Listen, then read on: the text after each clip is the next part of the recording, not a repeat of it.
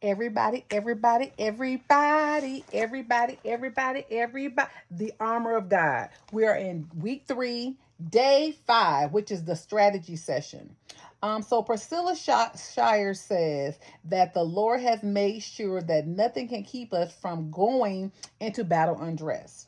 So then she refers to Ephesians 5 1 through 2 that says, be imitators of God, walk in love, just as Christ also loved you and gave himself up for you. We need to also be honest about what you need to put off and put on. Remember, we just talked about putting it off and putting it on, and to do it practically and consistently. Some things you need to take off, some things you need to put on. Some things you don't need to be dealing with, some things you need to be dealing with. Okay. So you and the Holy Spirit know what that is.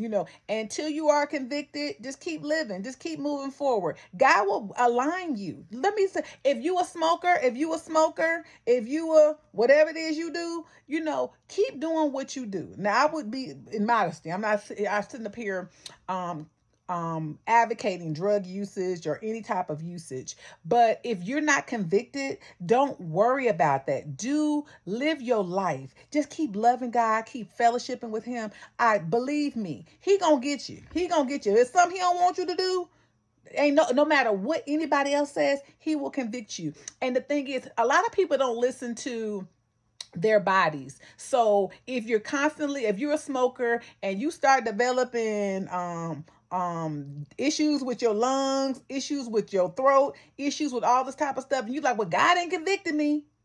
But your body is your body is telling you you think that ain't God. God speaks in more than one way, honey. I know you used to hearing God. He always talk to you in your ear, but sometimes he will allow your body to say certain things. So let's just be practical, use wisdom, all right?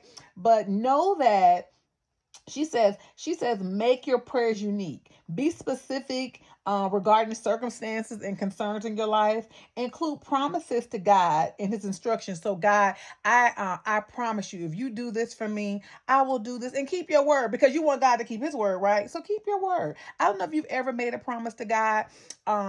I know that there's something that I'm working on. And I said, God, if you do this for me, I'm going to give it back to you. I want to work in this kingdom. Even this, I'm not trying to do videos the way other people do videos. I'm doing what God has led me to do, and I'm doing it for his glory. Okay. So if God gives me a platform to do it, if he gives me the energy to do it, then I'm going to do it for him. That's just me.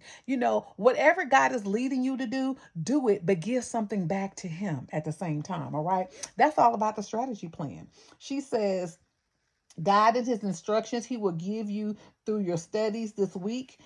He will help you build a strategy. So if you take the time and just think about, God, what is my strategy plan? I put on my breastplate. I got my righteousness on. I'm trying to get a deeper understanding of how to live right. Okay, with this breastplate.